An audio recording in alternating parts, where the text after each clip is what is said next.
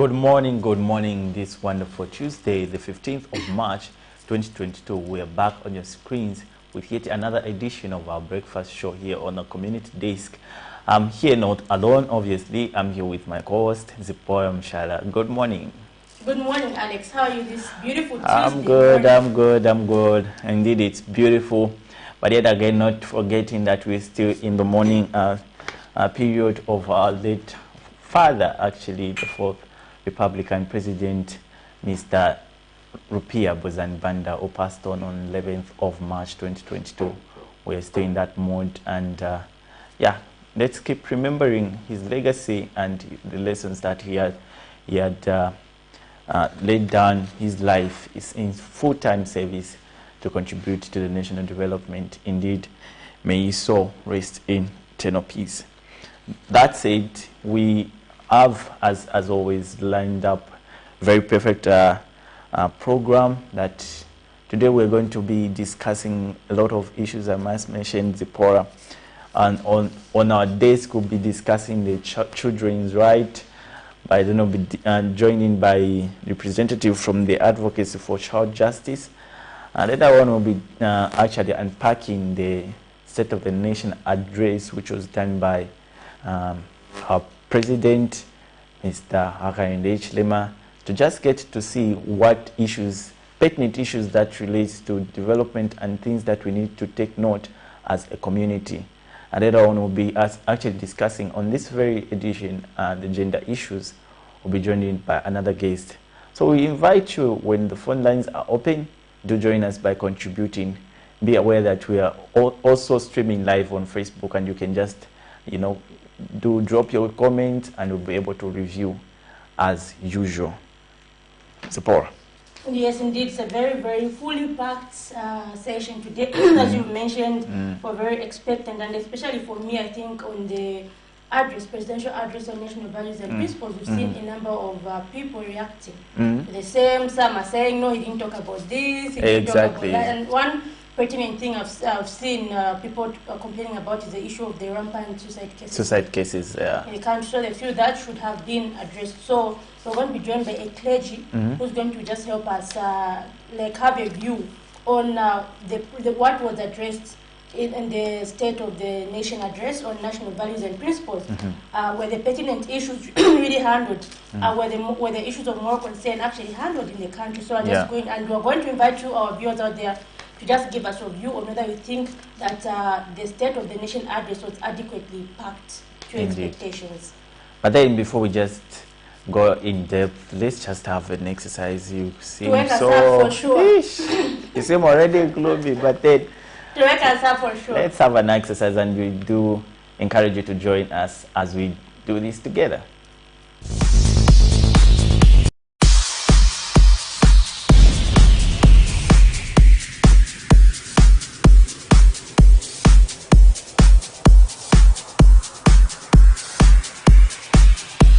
Good morning. Welcome. I started with a warm-up before I stepped in here.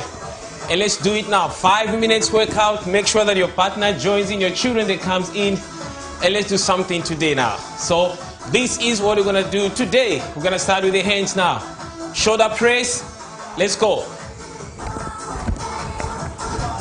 I'm going to do 40. 4, 5, 6, 7, 8, 9, 10, 1, 2, 3, 4, 5, 6, 7, 8, 9, 20, 1, 2, 3, 4, 5, 6, 7, 8.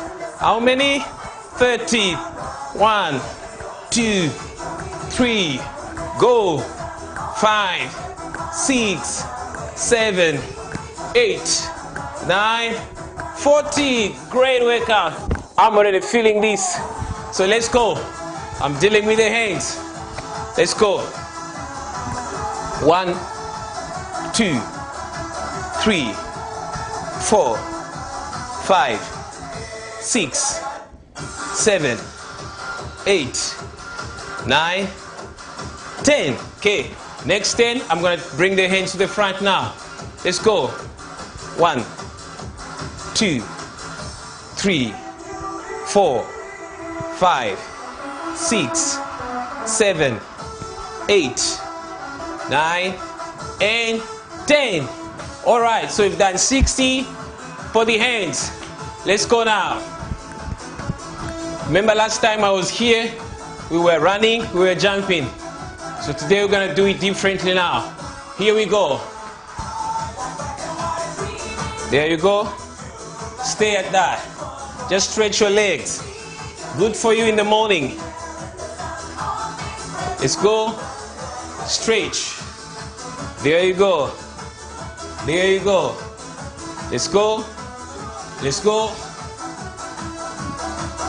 Stay at it. Keep doing it. You feel like your legs are becoming heavy? It's part of the workout. Let's go. Awesome stuff. You're doing well. Keep pushing. Don't lean on anything unless you can't really stand the intensity of the workout. Let's go. Keep going. Keep going. There you go. All right. Awesome stuff. Okay, I'm going to give you something now. Remember, you need to do this every morning before you leave. Okay. Basic push-ups. That's what you're going to do now. Lock your legs, kneel down, and come down here. Let's go. 1.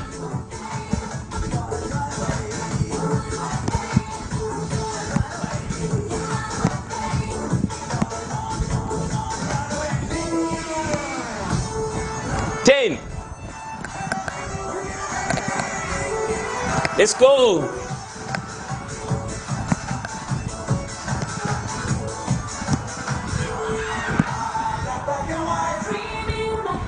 20.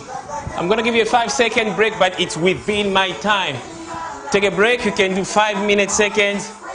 You can do 10. So 20 more. We do 40. Let's go, Team Camnet. 1, 2, 3, 4, 5.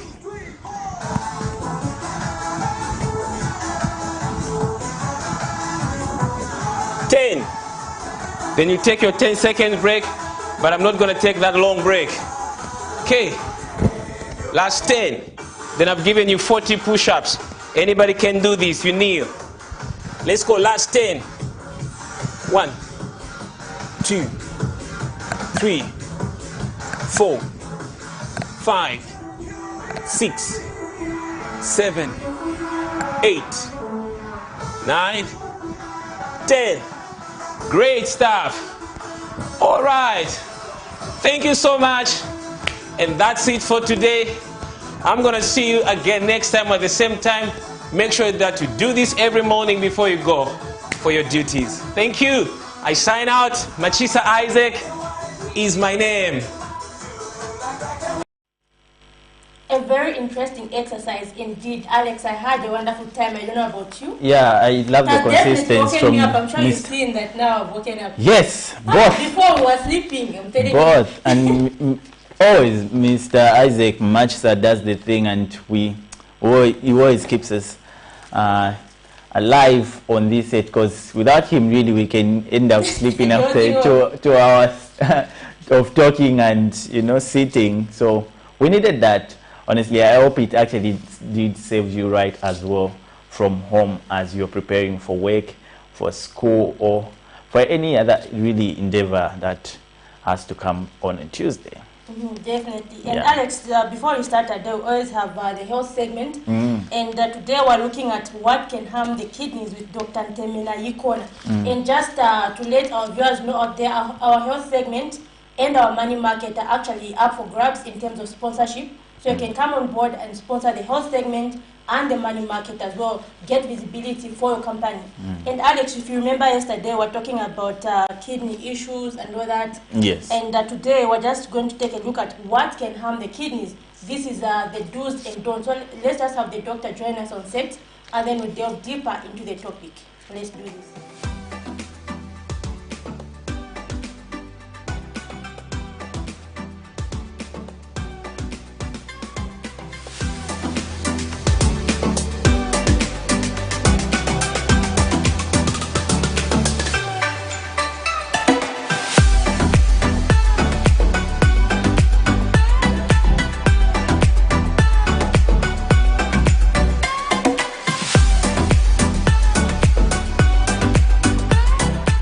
Good morning.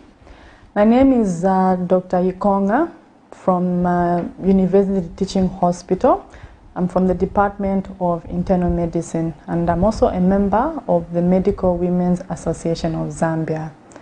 So we'll just do a brief recap on what we discussed yesterday. Yesterday we were discussing on the functions of the kidney.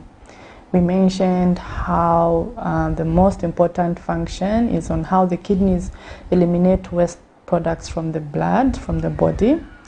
Apart from that, the kidneys are also helpful in regulating the blood pressure.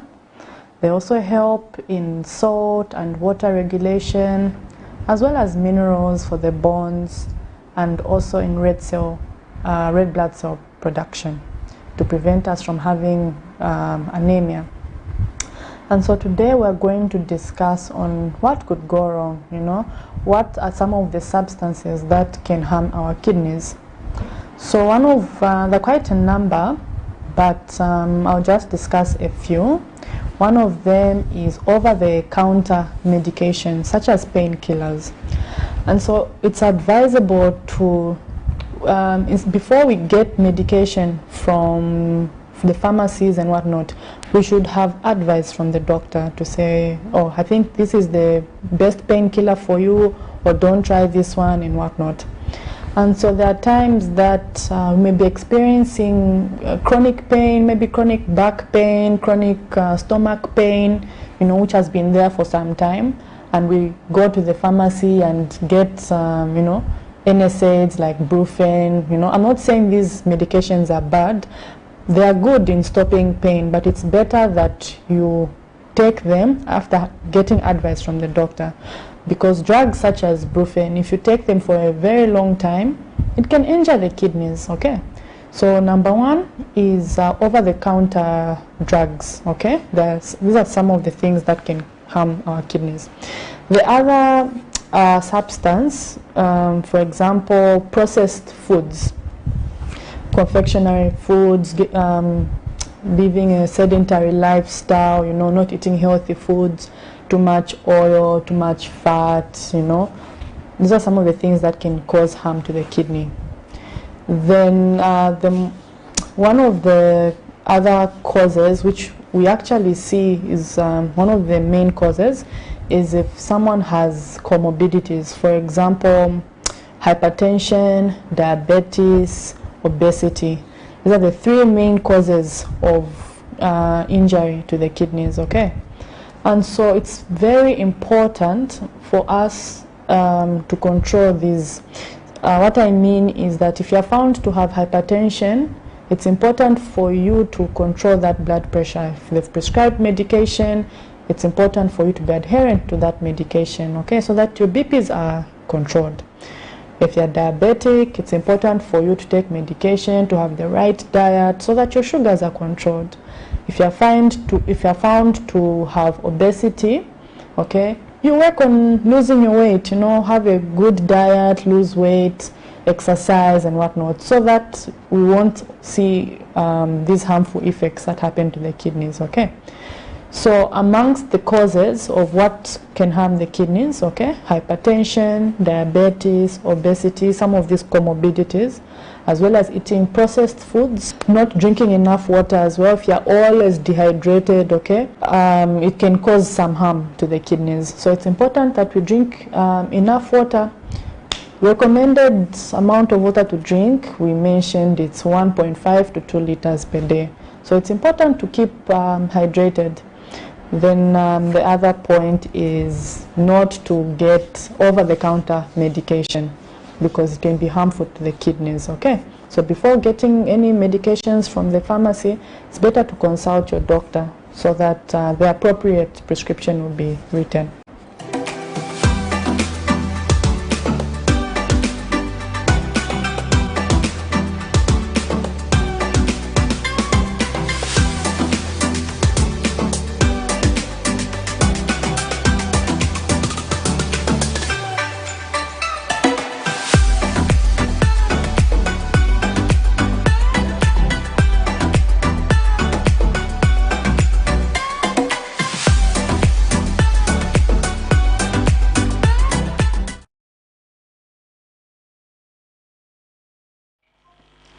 So there you have it.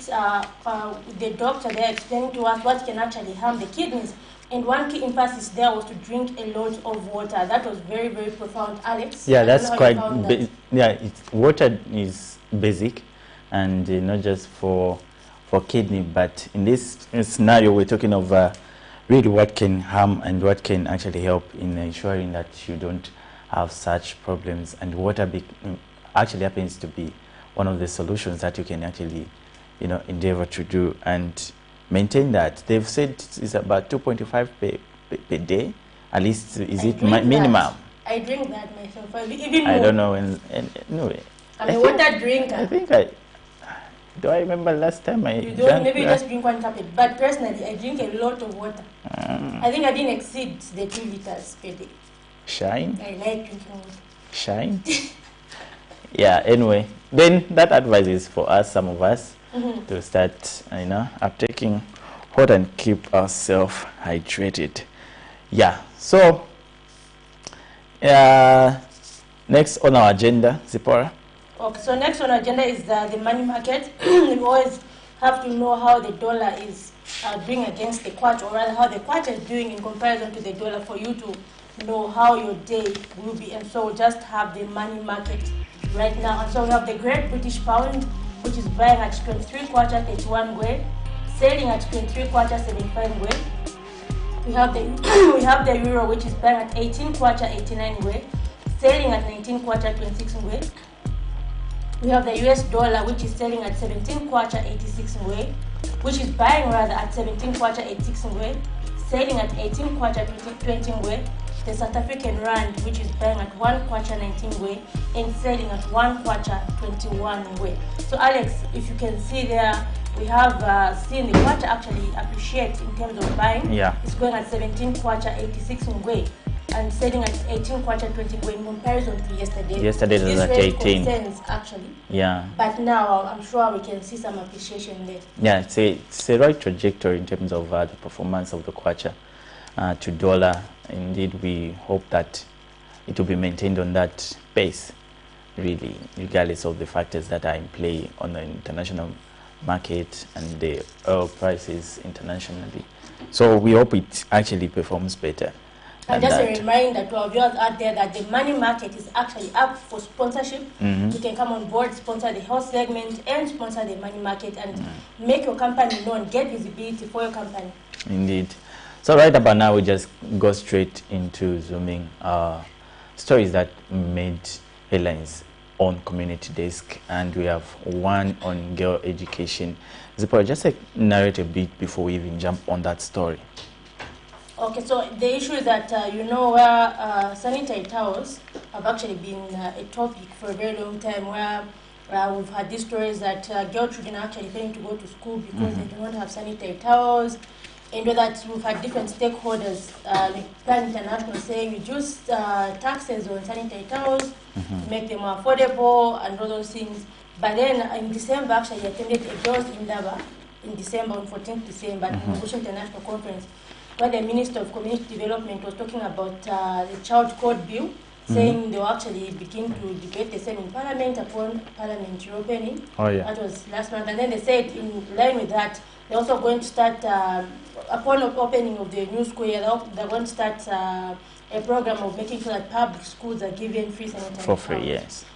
So Didn't they start that program already? Opening of the first term of 2022. we've not yet seen that being rolled out, and so we have seen the young women in action actually just giving a reminder to the government.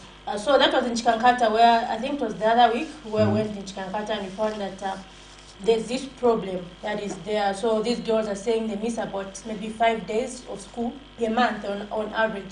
So if you look at that, that's half a month in a term. Yeah. So in comparison to boys, you find that girls are missing half a month, half a term, half a month of school in a term, which is really. And that's a lot of time in terms of, learning, because you need to be consistent in terms of what you are learning at school. And if you do any break, that becomes dangerous even for the outcome in terms of the examination performance. Yes, and we're trying to achieve gender equality by 2030, but if this issue of sanitary towels is not adequately addressed to the agency deserves, we've seen that we're actually like shooting ourselves in the foot, so we promote girl child education, and just have this pertinent issue which is not being adequately handled. Anyway, so let us take a look at that story on girl education in Chikankata district and discuss more on the same. For a long time now, the agenda of making sure that no girl child fails to go to school due to poor menstrual hygiene has remained topical, while some gender activists feel that the matter is not being addressed with the agency it deserves by both the government and cooperating partners. Due to the high poverty levels in Zambia, buying sanitary towels for girl children has not been a priority for most families, as the World Bank indicates that over 50% of Zambians live on less than $1 a day. This has caused girl children, especially those in rural areas where poverty levels are higher, to miss an average of 5 school days per month, amounting to half a month of school in a full term due to poor menstrual hygiene. While concerned parties have been suggesting reducing taxes on sanitary towels to make them more affordable, others have suggested making them free in public schools. A mother of Chikankata district has told Camnet News that her school-going girls have continued missing school due to poor menstrual hygiene. My schools, my lessons are misa, mwana kadwala, like munga many bali ma 12 years, 14 years, swaza vo chita. So, mama kangiwa kutia ku school, mama nkala pa manyumba, mama iba mama uza ti, sejo kama tiendo sevane ku school peta unkale, nga take nga 1 week, isazanka 1 week mwana ruzi nga machani, my lessons starting nga my lessons. So you man really affected. So tezo pemba kungati mungati tandizeko kuri yo mchani, mutandizeko. Meanwhile, a grade 8 pupil of the same district has explained the challenges of going to school without proper menstrual hygiene. But naenda ku school ndiko kunkala na banzanga pa dex. Kai mapeza ngati nilibe paje. Manje kufaka kanyula paja. Ines manje kuti ninkali na banzanga bamuna mambira nsoni. Kapani tending how many or 1 week so. So kuti niende ku school nyambira nsoni. Inkacha pepa nyumba kai nimbe vose lenzeso. But in drama imani so kuti niende nigule mapads. So nimasenza sacha betu manyula na nkala pa nyumba.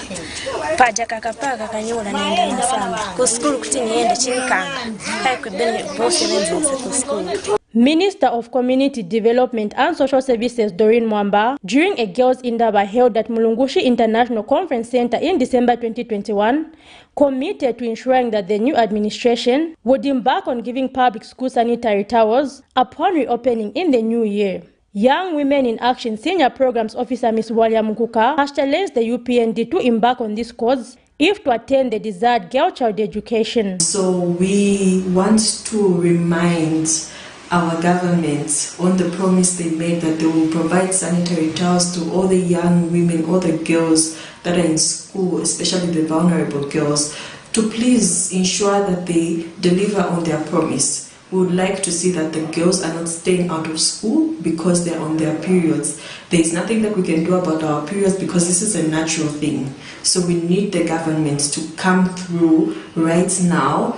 Schools opened in January. This is March 14th, and we have not heard anything from the government of Zambia on what is the next step in terms of providing the sanitary towels. Ms. Mukuka notes that ensuring that no girl child misses school due to poor menstrual hygiene is the first step in achieving the desired gender equality by 2030. Zipporah Mshala, Camnet News. There you have it, a story which was done in Chikankata of the girls actually complaining of lack of sanitary towels, which were promised apparently by government to provide public schools on free or charge basis. That's really, you know, the story itself shows how many people have been affected by this situation, not just in Chikankata. Obviously, that's just the representation of 1,000 of girls who are actually going through the same circumstances. What would you take of that? It's definitely, and I think it's better like if you have a voice from the actual people who are affected, explaining, because most of these things just come maybe like from NGOs. advocating, We saying need give our sanitary girls, towels. yes. But when you have like from themselves explaining like I miss school because of this, like bringing that child a different message. Yes. Or their parents actually attesting, saying indeed our children miss school because of this. That actually just like it gives a face to the problem, and people see that okay, this is a problem now which is actually affecting people, and it's not just a statistic and all that. Yeah, and these are the things really that comes with the free education policy. And as far as they're advancing for the policy, let's see other facets of free education in terms of support. These girl children going to school, because one of the factors that in the past we've had is them missing, like she was saying, them missing due to these circumstances that they go through each month that falls. And if we're not able to help them in that direction, we find that the free education really itself will not be well implemented. So basically, it's a joining call from NGOs and also the children affected and the parents to see to it that that same promise should be, to come to pass. Yes. A promise is a promise, whichever version of it. A promise is a promise. So let's have that be fulfilled. Most definitely. And what do we have next, Alex? Yeah, so we're going just to break down something that we actually compiled in terms of the child who was actually apprehended together with the mother in the cells. It's one of these discussions that we have on children's right. And just shortly we'll be joining by representation from the Advocacy for Child Justice to just unpack situations. How are the children's right in Zambia really? Do we even know them, for that matter? Are the children in our society, in our communities, enjoying their rights in as far as growth and their livelihood is concerned? So there's a story that was compiled actually last week. It went viral both on social media and mainstream media, really, of a child, very innocent, but yet again with the parent, just because the parent was apprehended by police, this child had to face the consequences of that, and which is quite unfortunate. So let's just take a look, and then when we get back, we'll be able to unpack even further. Children making up almost 50% of the population, Zambia struggles to meet the needs of its childhood age population. Subjected to severe poverty, Zambian children are faced with challenges such as malnutrition, impoverishment, educational disadvantages, child marriages, and hard labor. The Zambia police have come under public scrutiny for subjecting a child in police cell for a crime he did not commit. This was after police in Lusaka at Northgate Police Post arrested Esther Stari of Lusaka's Chazanga compound and detained the woman and the child for about a week. She was only assisted out of police custody by a well-wisher. She explained to this journalist what transpired.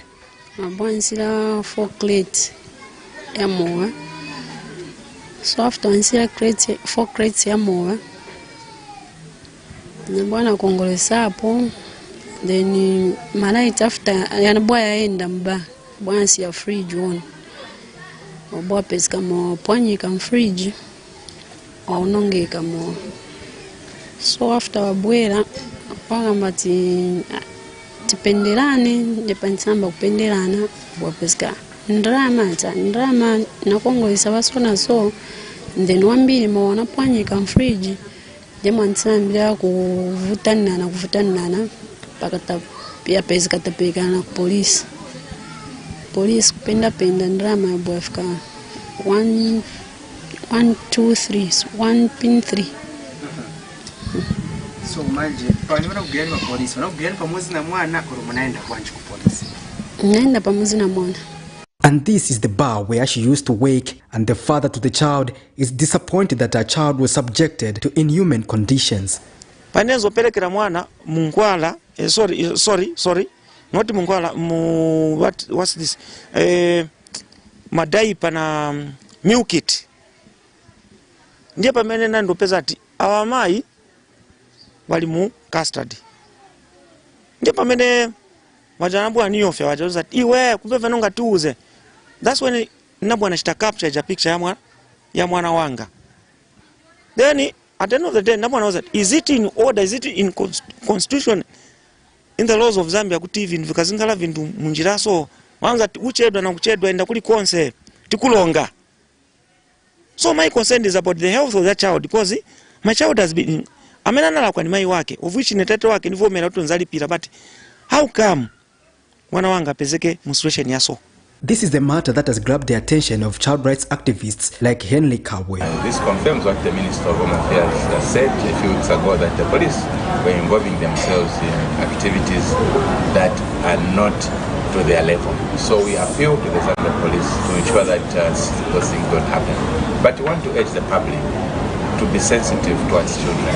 If you expose such a child in such a situation, it is, infringing on their dignity. We need to ensure that we protect the dignity of every child. On this Women's Day, Ms. Sitali is appealing to well-wishers to help her with capital to sustain her livelihood.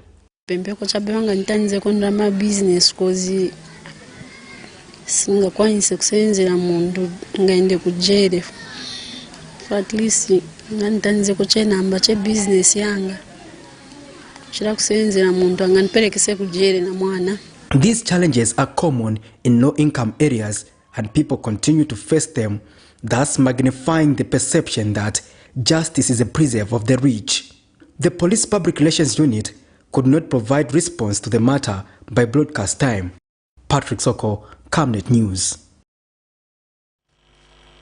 So there you have it, a story on alleged child abuse actually. And so Alex, I went with Patrick Soko on that day, and the parents were actually complaining bitterly. I'm telling you that. They really complained bitterly, and that's something that's heartbreaking. They're saying no one wants to see that child in such a state where you can't really help them. They're behind bars and all that, and there's nothing you can do and all that. So they really complained bitterly. That's something that really has to be looked into. It's quite unfortunate, especially that the child doesn't know anything. They're very innocent, and you expose them to such kind of early age experience. And you should know that between the age of 0 to 7, people say it's the formation stage, and everything that gets to be exposed to this child, expect that it should be somehow reflected in the adulthood. So we should be really careful about how best we treat these children. That's why today we're calling out for this discussion, so that the community out there can know how best do we treat our children out there, and do we provide a conducive environment for their growth, basically, and do we even know really about child right? So these are the things that we'll be unpacking shortly with the guests that will be coming in. And we do open our phone lines, which are scrolling on your screens. You can join us by having a conversation with us on the same topic, and we'll be glad that you contribute and you ask questions where need be. Also, we are live on Facebook, streaming live, and you can just drop a comment in the comment section so that you'll be able to actually read out your opinion on the same. Do people actually know about children's rights? That's a question we are putting across, and we'll be expecting your input on this very platform. Yeah, that still remains a matter of concern. And another issue, Alex, is actually child labor in Zambia. Due to the high poverty levels, we have high cases of child labor, and now, especially that with the free education policy, I don't think anyone will actually have an excuse of saying I didn't take my child to school because we didn't have money, so I engaged them in this kind of labor. So child labor is actually something that is on the rise, and in fact, if you go to the area of the Black Mountain in Kawe, you find different people like crushing stones. I'm sure that's even everywhere, even here in Lusaka, you find children crushing stones. Yeah. So I find maybe someone as young as 5 years, they've got a small amount of stones, they're crushing stones and all that. So you find that there's this side where there are women crushing stones, this side there are children crushing stones. So that's really something that is really heartbreaking. This child, instead of going to school, they're actually being subjected to this kind of thing. Yeah, and it's high time that we tighten the fines and also the punishment, the consequences that comes with these vices, because we see a bit of relaxation from the forces which are supposed to actually apprehend those people who are dealing with children in a very unfortunate way. And if at all we can have stiff punishment, I'm sure people will be learning from others to say, if that person can be, the law can actually deal with them like this, let me not try to do the same thing. So there is need to actually review maybe some sort of policies that actually regulate the fines, regulate the punishment that actually are attracted by these vices. Yeah, I think with the coming of the Child Code Bill, if you remember, like we related to the Minister of Community Development and Social Services, that's Doreen Mwamba was actually saying they're actually working on the Child Code Bill. So this will actually stipulate clearly children's rights and the punishments that should actually go along with violating each one of these rights. And one of the issues really is about child sexual abuse, child negligence, and all those things, because these are common in today's society. Exactly, and the coming of social media, really, you find that even children are being exposed to a lot of things online, and they find themselves really prey to people who can actually take advantage of kids online and promising them stuff or such things, which actually are affecting the country negatively. And to the community, really, it's a call that we take keen interest in shaping these children, teach them basically how best they can handle themselves in circumstances, especially online. You can actually guide and protect your child from accessing certain things online, basically, and devices, so that you protect our children out there. It's very actually important on that note. And talking about social media, Alex, really, I'm sure you remember there's been that viral video of that child, is it last year, who was stealing some tomatoes? Is it tomatoes? Yes, should be last year, from a certain school in the rural area somewhere there. Yeah. Is it northern? Should be northern, Bemba community. And that trend really has continued. And you know, it was really heartbreaking to know that this was actually posted by a teacher. A teacher, yeah. And you find that people who are actually supposed to protect children become actually the perpetrators. Because, you know, like you said last time, by Facebook actually keeps a record of these videos. And if someone grows up, they see themselves in that way, like that's really something that is really disheartening, discouraging, and can actually even destroy someone's self-esteem. Yeah. So, and it's sad that children have continued to be painted negatively on social media, hence threatening the future. So in the same way that we have the cybersecurity bill, I'm sure there should be some laws online to make sure that children's safety is actually protected. Yeah. But the organizations really which are actually advocating for protection of children. But what we need to see really is the sensitization programs, activities that surrounding the awareness. Like you said, it's a teacher who is actually exposing the child, which is not expected. Should be like made to face the law. Yes. So why don't we have workshops basically for schools, so that teachers can actually be taught how best they can handle their pupils? And why can't we have workshops for the police officers, workshops for journalists, workshops for every sector, so that at the end of the day we are well informed as people who are actually advancing for safe environment for our children in our communities. Yes, definitely. And so do join us. We'll just take a short break right now, and do join us on the other side as we get to discuss deeper in terms of children's rights in Zambia.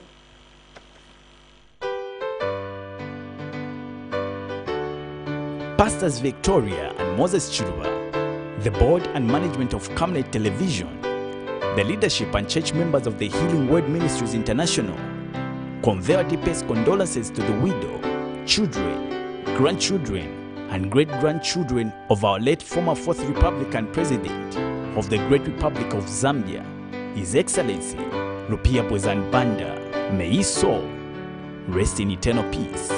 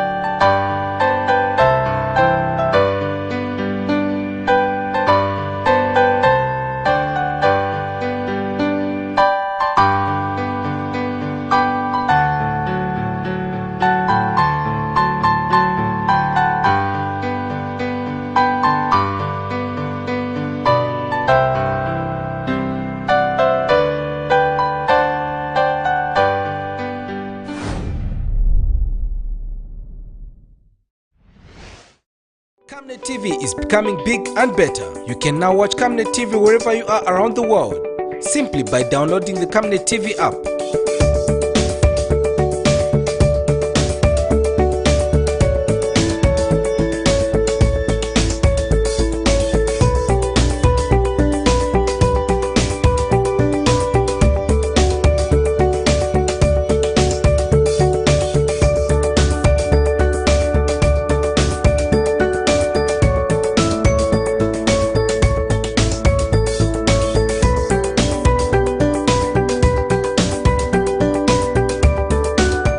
With Camnet TV app, you only use less bundles. Camnet TV, not just another channel.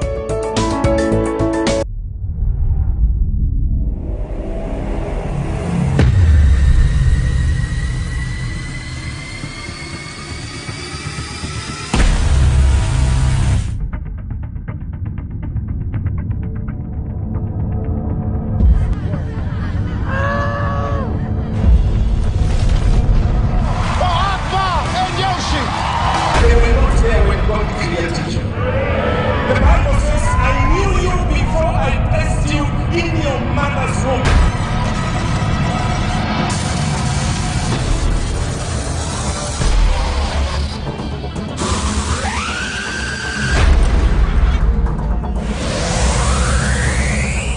Apples and bananas. Work and wait, and this what you've been praying for.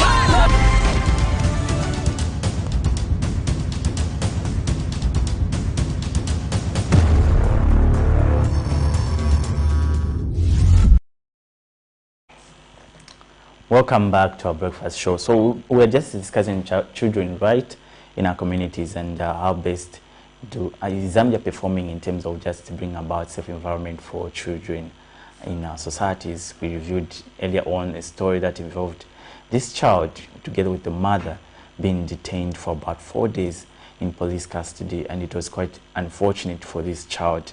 So basically we have another NGO who's actually passionate about advocacy for child justice, and here's a story that they actually held a press briefing calling for measures that should be put in place to protect children, issues such as defilement, child labor, and also other vices that are affecting children in our communities.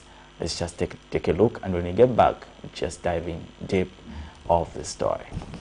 Cases of gender-based violence and sexual abuse have continued to be a matter of great concern in the country. While various reasons, among them poverty, has been cited as one of the contributing factors to such vices, many other factors such as careless alcohol uptake have also been cited as a contributing factor to such behavior. Advocacy for child justice has, however, charged that there is need to control alcohol abuse in the country, which has been a contributing factor to gender-based violence and sexual abuse. I was passing through a marketplace where you find that bars have been opened already and people are drinking beer. Now imagine by the end of the day, how many bottles of beer that man will actually consume.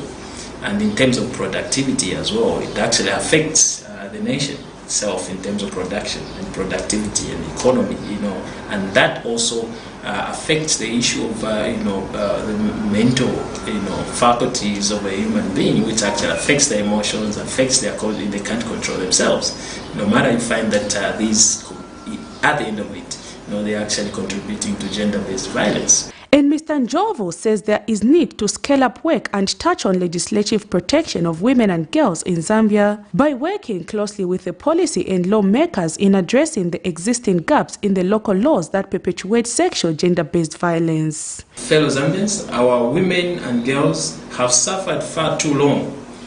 Our men and boys too have suffered far too long in silence. The statistics we may know as reported by the police and others are just a small percentage of the millions that go unreported countrywide. Sexual and gender-based violence in all its form, spouse battery, verbal, sexual, emotional and mental abuse, child marriage, child prostitution, child labor, and many more are immoral and unacceptable. And the senior citizen also says the pronouncement made by President Hakainde Hichilema when he addressed Parliament Friday of implementing the alcohol policy should be taken seriously by all Zambians. So our future as a country relies on our children. The better children we have, the better children we bring up nicely, is the better country we shall have in future. The country still has much to be done if it is to achieve its goal of becoming a prosperous middle-income nation by 2030. Prudence Jota, reporting for Camnet TV News.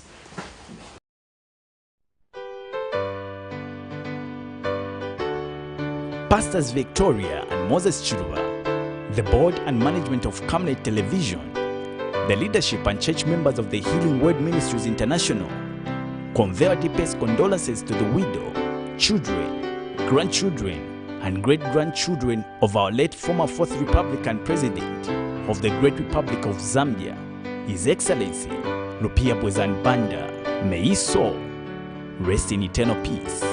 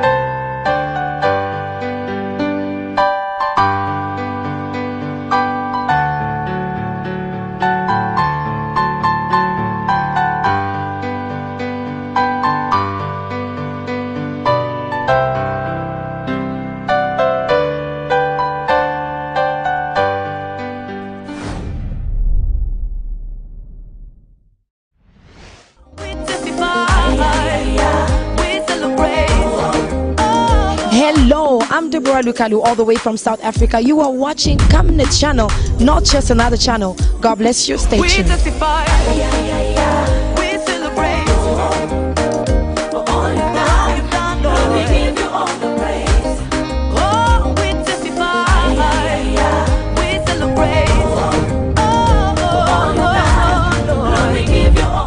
TV is becoming big and better. You can now watch Camnet TV wherever you are around the world, simply by downloading the Camnet TV app.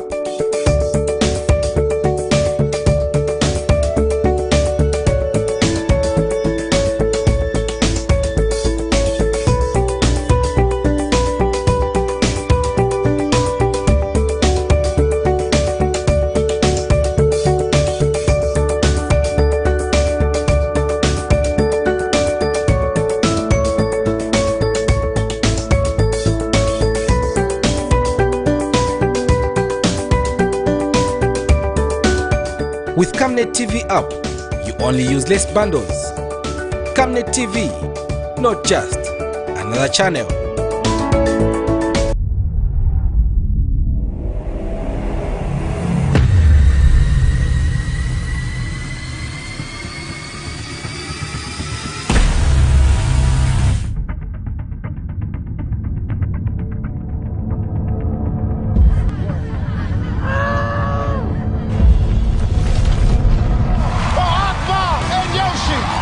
They were not there when God created you. The Bible says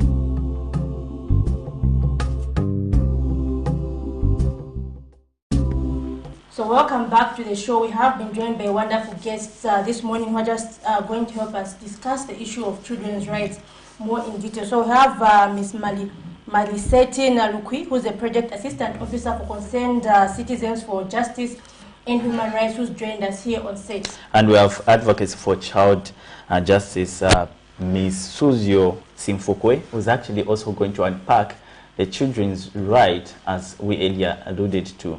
Basically, we've seen a lot of cases, both on social media and mainstream media, just highlighting such cases where people are affected with GBVs and thereafter affecting the children's lives in our societies, which is quite unfortunate. Welcome to our breakfast show. Thank you very much. Welcome. Good morning. Thank you. Good morning. I say perfect morning. Sure. So we're just going for what we started earlier with Ms. Simfukwe. So basically, we're trying to understand at which level do our country, in terms of awareness of children's rights, and how best can we change the narrative in terms of just providing a safe environment for growth for these children? Thank you very much. First of all, I would like to emphasize and really put it out there for us to understand that children's rights are human rights. And because Zambia as a nation has ratified the Convention on the Rights of the Child, that is the United Nations Convention on the Rights of the Child, as well as the African Charter on the Rights and Welfare of the Child. That simply means that as a nation, we have obligated ourselves to ensure that we create a favorable environment in our nation for children to thrive, for children to be able to grow up and develop properly. And so it's a great responsibility on the part of government, but as well as on the part of civil society, the church, our traditional leaders, and every ordinary citizen, first of all, to ensure that we understand the provisions of these instruments, and then also take it upon ourselves, borrowing from the words of our dear President, His Excellency Hakainde Hichilema, in his address on the 11th of March. You may have noted where he said, we need to take the fight against sexual and gender-based violence very much personal. Just take it personally. And then whatever level of knowledge or awareness that you have, whatever information that you have, share with the next person. And whenever you identify any violations of child rights, make sure that you address them. Report to the relevant authorities. There are many platforms where reporting can be done. Indeed. And so maybe for Ms. Naluki, do you feel there has been enough gender sensitization and gender-based violence, sexual abuse in the community? Oh, thank you very much for that. And as far as I'm concerned, there hasn't been enough sensitization or the awareness that is necessary for gender-based issues and early marriages. Why? Because a lot of citizens out there, especially children and women, have their rights sat on. So that is the reason why, as advocates for gender-based violence and early marriage issues, we have come in order to eliminate these things by 70%. Culturally, Zambia is known to be, to adapt these certain norms that actually put the girl child in a very unexposed way. And yes. How do we deal with culture really going forward, seeing to it that there are certain things that societies can drop down on the expense of promoting child health environment? No, we can actually do away with certain cultural practices. It's just a matter of bringing things on the table, because one of the things that we need to understand when we're addressing the issue of children's rights, there are 4 basic principles that are provided for in the United Nations Convention on the Rights of the Child. And these, whatever we do as a nation, whatever we do as a people, we must consider, is it in the best interest of the child? Is the child going to be discriminated against or not? So we must promote non-discrimination, and then also ensure that we observe the principle of the child's right to life, survival, and development, as well as the child's ability or right to be able to express their view. Now, if we know that this practice is harmful to the growth of the child, why continue with it? Yes. Because there are lots of them. You find, for instance, one very common one across the cultures in our country is the fact that when a girl child reaches puberty, they begin to prepare her for marriage. But then you realize that she's not mentally ready, she's not emotionally ready, her physiological makeup is not yet ready to go through all the issues of childbearing and all, which brings all these evil results of death and whatsoever that the president himself also alluded to. So it's not that things cannot be changed. We have a problem here in Africa. We keep on holding to things which really don't make sense sometimes. If you see this is not bringing development, it's not promoting the welfare of the child, why hold on to it? This is why we have these laws, and it's up to us as a people to make sure that we hold government accountable. They have ratified these international instruments. Therefore, they have to make sure that the policy makers, create a favorable legal environment in the country, which is aligned to these regional and international instruments. There are a lot of gaps in our laws in the country, So we have to ensure that these provisions are domesticated within our country. And it's a lot of things that civil society, from our organization, Advocacy for Child Justice, we are part of many networks where we've been advocating for the harmonization of the statutory and the customary laws. But then you find that there are so many inconsistencies. Our constitution, we're grateful for what it provides for in terms of protecting the child. But then you find there are other subsidiary laws in the country that we have, which are not in harmony with what the Constitution provides for. And then also, you should understand that as a country, we observe a dual legal system. So we have the statutory and the customary law. But then there are certain provisions. Customary law is not written down. It's according to the environment. It's according to the geographical location. So you find certain practices are not really in tandem with what the Constitution provides for. And it's up to us to make sure that we revise those pieces of legislation. And then we have been talking about the Children's Code Bill. I don't know how many times we have to speak about this. We've heard pronouncements from the former president, Edgar Lungu. We heard pronouncements from the former vice president, Inonge Wina. We've heard a lot being spoken about the Children's Code Bill being enacted into law. We are still talking about we will. When are we going to do it? Can we simply just put a date and make sure that it's enacted? Because that is a codification of different pieces of legislation in the country, good ones that we know are going to protect the child and going to create an environment in the country where the child thrives and grows up properly. Quite profound. You can do join us by phoning in with the lines that are scrolling on the screens, and also do drop a comment on the live streaming on Facebook, Camnet TV Zambia, our page. You can like it and also do comment. To what extent really, Madam, GBV affect the environment in terms of child growth, in terms of certain advantages that comes with families? To what extent are we seeing these cases affecting a child's performance, maybe in terms of livelihood? Okay, I would say it has really affected the life of a child to an absolute extent, because we have seen the issue of culture, just as Madam Simfoko has said, the issue of culture, a lot of our parents out there are not accepting it as a dynamic thing. They do not accept the change that is made to our cultures. They still stick to old norms and traditions that are really putting the lives of children on a threat.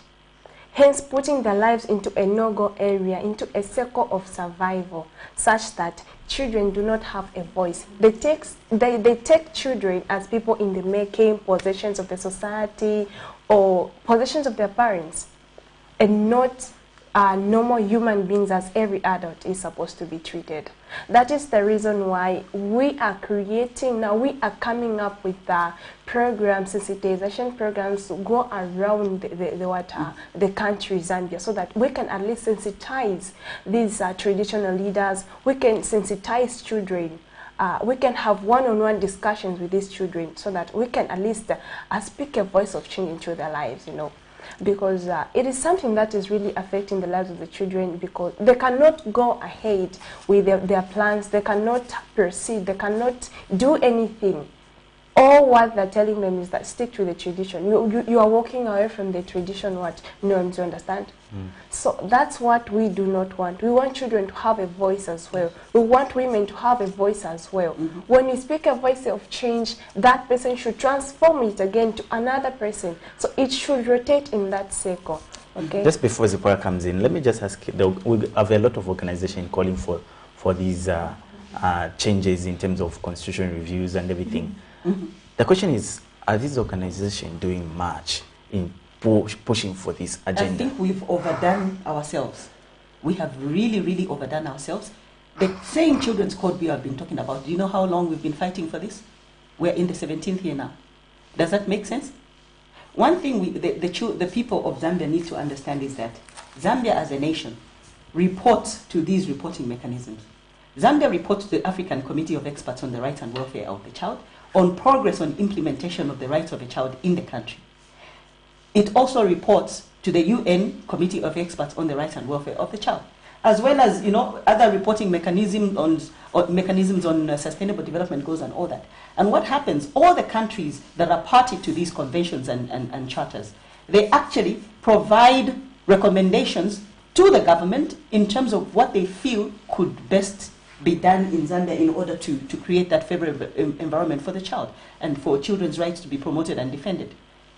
Zambia as a nation either accepts notes or says they'll think about it, but most of the recommendations they accept, meaning they agree that they are going to do something about it. They have the intent, but they're not just acting exactly. on it. So then the next time they are reporting, the committee expects that they are going to report on those recommendations that they accepted and agreed that they are going to do something about it. But the question is, how do they ensure that those recommendations are widely popularized? Because it's actually one of the recommendations that the committees say that the government must widely popularize those recommendations to the citizenry, including the children themselves, so that they are aware. Because only then are we going to know what it is that we're making government account for.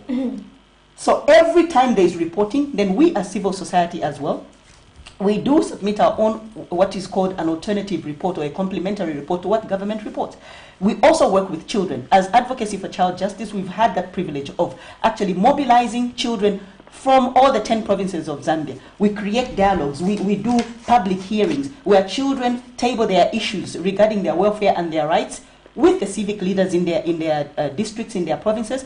They do communiques. Those communiques are submitted to the relevant ministers, whoever is representing the government there. They receive these things and they always commit to say, government welcomes your suggestions and your recommendations. We will see what we'll do about it. We do follow up. We make appointments with the government leaders to say, children would like to follow up on the recommendations that they made, that you agreed and accepted to say you would do something about it. Things just never happen, which is why when you look to social media, you'll notice a lot of people, when addresses are made, they simply comment to say, we've heard these things before, but when is action going to be done? So we are very good at talking, we're very intelligent, we have very powerful policies. I can tell you, other countries even adopt some of our policies because they are so intelligently well put. But action is another demon that we have to deal with. So we just need to be serious. To me, it simply entails that our leaders do not prioritize the welfare of children.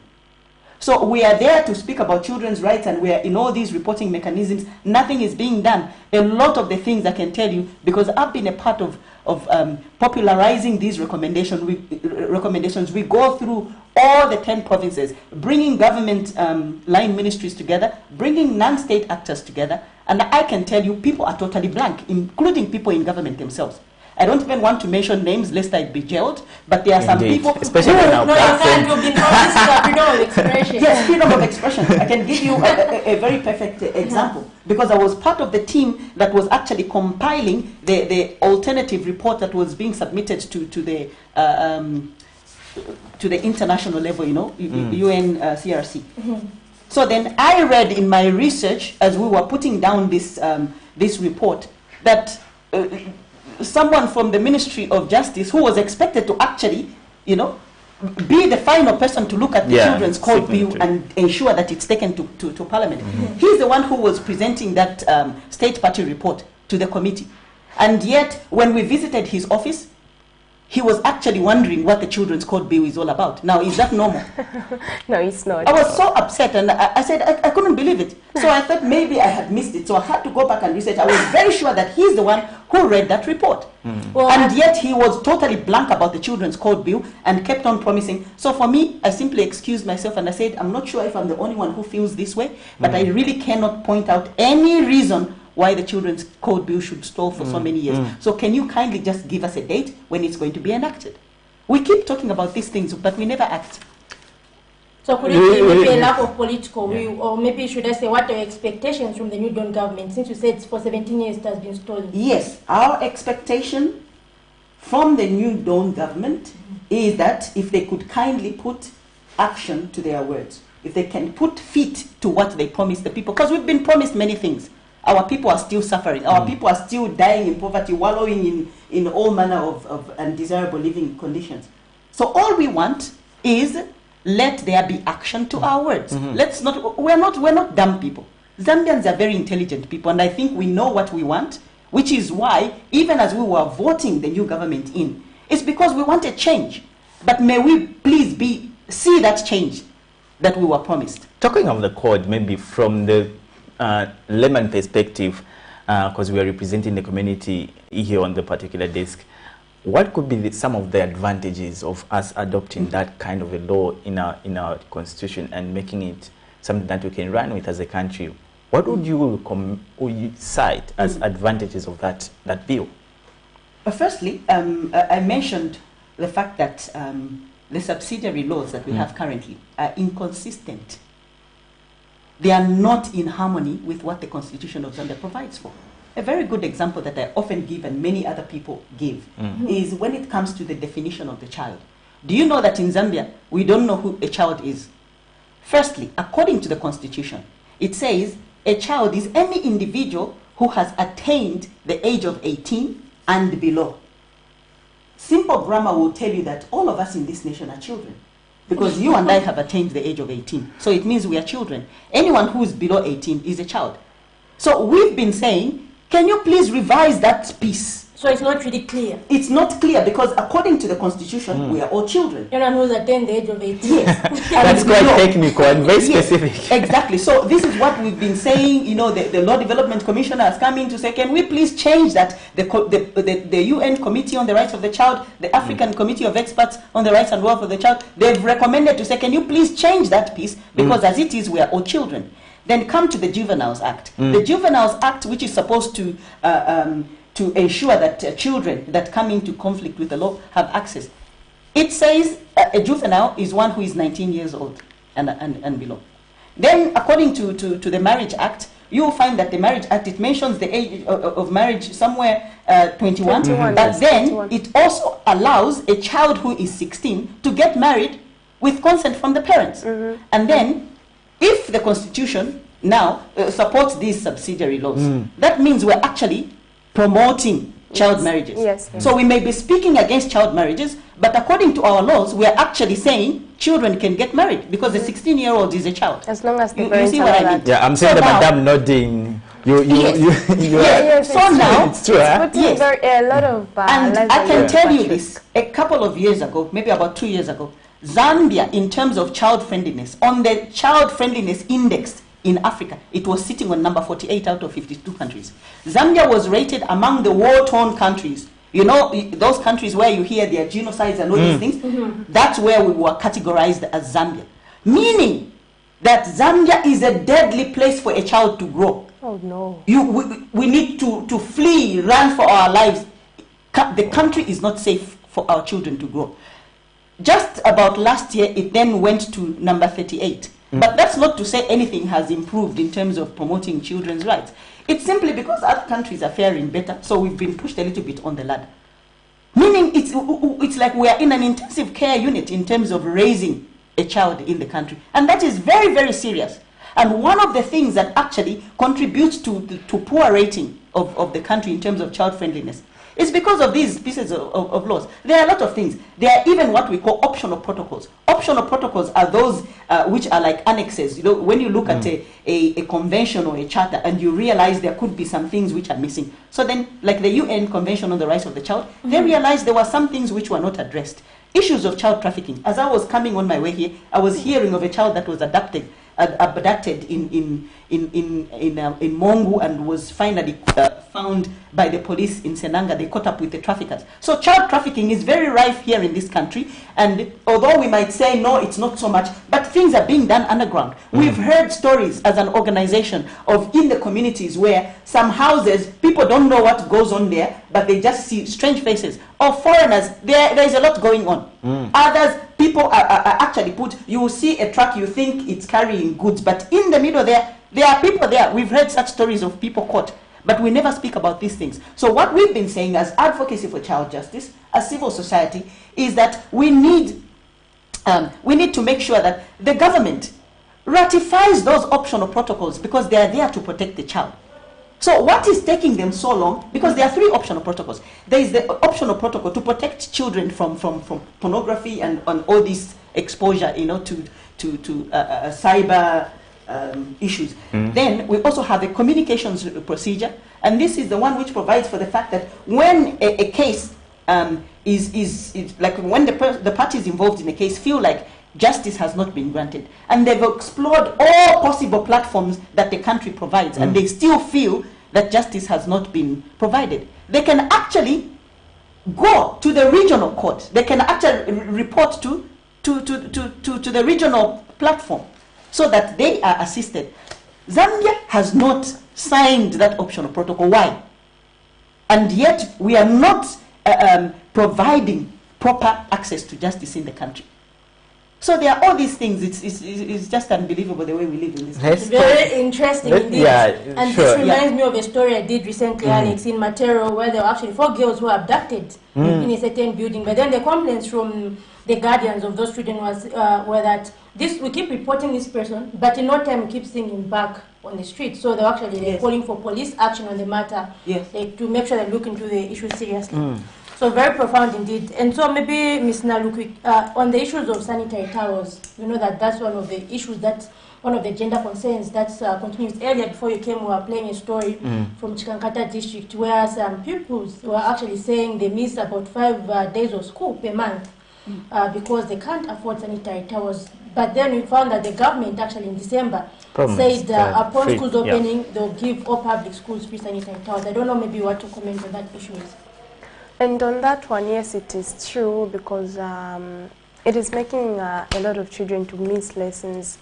So, as Madam Simfokas emphasized to say, there is the problem of action in our country. In speaking out things, we are very good indeed. But when it comes to the issue of acting upon what we say, it is really the problem.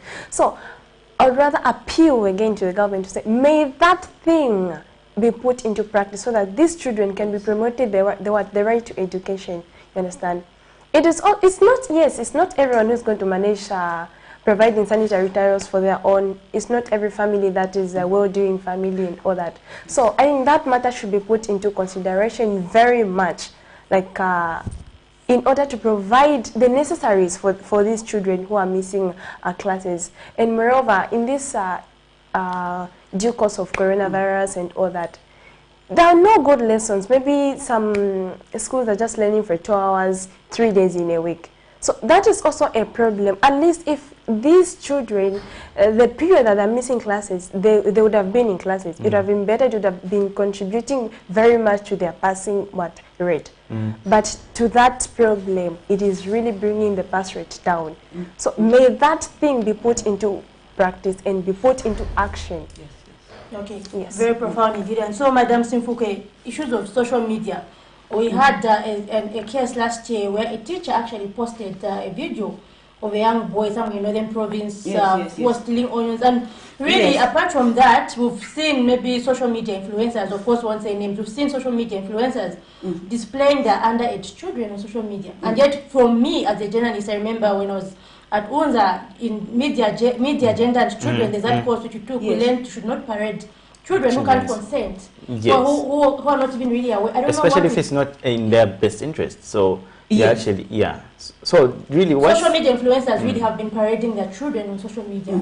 Even I think this is an appeal and a clarion call to all the media houses. Just in December, particularly 23rd December last year, as Advocacy for Child Justice, under what we call our Stop Sexual and Gender Violence project, which is supported by the Canada Fund for Local Initiatives, we actually had a training which drew about 23 journalists from 20 media houses, where we trained these journalists in advocacy journalism and ethical reporting. Because we've noted these things. Many times when children's cases are reported, they are not, excuse me, they're not even covered. That actually exposes them to more abuse. Or sometimes they may cover the child, but then they are showing the parent. So everyone who knows the parent will automatically connect the child to that parent. So we need to do more as media houses, which is why, as Advocacy for Child Justice, we're very much interested in working alongside with the media, networking with them, because we recognize the important role that the media plays in disseminating information out there to the general public, and therefore they need to make sure that the child is protected. So there have to be those safeguarding benchmarks which media personnel have to observe. And even just ourselves as citizens, I think it's just a lack of information. Ignorance is a terrible demon. That's why the word of God says in Hosea 4:6 that my people perish because of lack of knowledge. Lack of knowledge is a demon that we have to fight in this country. It is very important. And there are certain things that we don't even need the conventional education. There are different forms of education, information. Now, a lot of people have Androids and, they have access to the internet. What are you doing with that data that you have? Is it just posting, you wake up today, today I'm doing this, and today, it's pathetic the way we use social media. Yes. But we need to learn from other countries that are doing better. How are they utilizing social media? You realize that it's a mode of disseminating information. It can be used in a positive manner. Yes, it can be used in a positive manner. So I think an appeal to all the media houses to ensure that we take it upon ourselves to make sure that when we are reporting, it's done in an ethical manner. The child must be safeguarded. We need to observe those protocols. Yes. Definitely, and maybe highlighting more on the issue where I talked about where these social media influencers are actually exposing their children. Maybe say the child is 3, 4, and then you find that they're busy posting their children. Should that be allowed? Because you find that maybe the child is exposed to different kinds of comments. They can be both negative and positive, and you find that this is the time when the child is actually developing. Should people really be allowed, or is it even legal to actually post your child at that age? You see, that's something which I'm saying, the demon of ignorance. Because once you do that, once something goes out on those social media platforms, it cannot be retrieved. In a twinkling of an eye, that thing will go viral, and it will end up working in a negative manner, to the detriment of the child. I've seen some of my little nieces and nephews, and I just see, I realize, okay, this little girl has a YouTube channel. And I'm like to the parents, are you aware your child has a YouTube channel? Or are your parents aware that you have a YouTube channel? We need to manage these things. Because this is what is exposing our children to a lot of things. Yes. And those of you who are spiritual, you will understand that through social media, Satanists take advantage. Yes. A demon can jump into a child. From the screen. I'm telling you the truth. From the airways. When the Bible speaks of the prince of the power of the air, it's not just I don't know what comes to ordinary air. It's not there. It's the airwaves of the power of airwaves. So the demons and principalities that control the airwaves, through radio and television and social media and everything else like this. So we need to be very, very serious. The church, I call upon the church to ensure that we are seriously praying. Yes. I don't even understand what happened to prayer. I remember at one point when I was growing up in my youth, you find every Friday there's an overnight. In every corner of the church, there are overnights. People are praying. We need to be praying for this nation. We need to pray for our leaders, present them before the courts of heaven, so that God can give them wisdom. That even as they are making decisions, they make decisions in line with God's purposes and plans for a country. Because God has a purpose for this country. But then if we have leaders that are disconnected from God, you find that we'll keep on wallowing and going around circles. Indeed. You actually face a lot of cases in terms of what you do at your offices. And one of them I've noticed is how parents and families try to protect certain cases not to be reported because they're protecting a child, or they're protecting their husband, or they're protecting an uncle who actually, you know, did something to the child.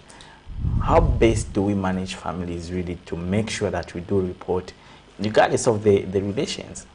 Okay, thank you very much for that. And it is true.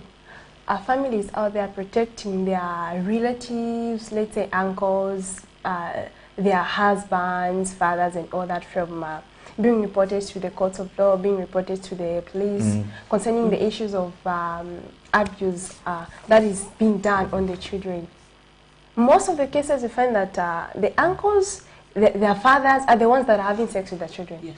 So when they report those issues, we take action as well as we prosecute those cases to the courts of law. Then these families end up negotiating and saying we need to withdraw the cases from the police and from the courts of law. So we are really making sure that we reduce that by 70%. As advocacy for gender-based violence and early marriage. By 70%, you mean?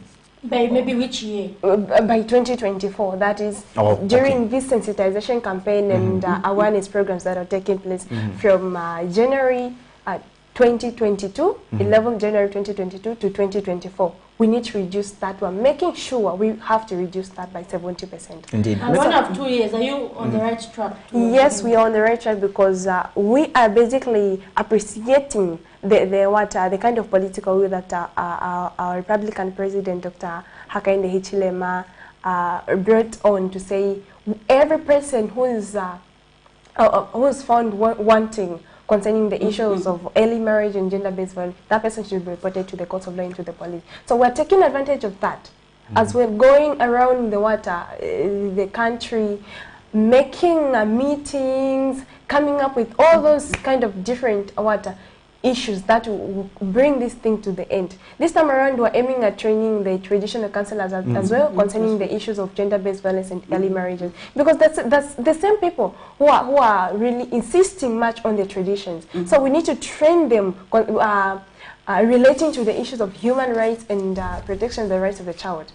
They are the same people who are really found getting involved in those issues of marrying children at a tender age. You understand? So we are aiming at knocking at the doors of the government stakeholders, the schools, the churches, and all that, so that they can at least bring in these issues of early marriage and child abuse to an end. So we aim at training these traditional counselors, as well as each time we train a traditional counselor, we need to meet at least 2 children who have a one-on-one discussion, so that we can at least orient those children concerning their rights and responsibilities towards the society, so that their rights are not seated on. Yes, just to add on, Ms. Mfuko, how tight and stiff are the laws in terms of addressing such issues, especially to the people who are found wanting, especially in families? I'm interested in families because we've been having, these things are happening in our homes. And yes.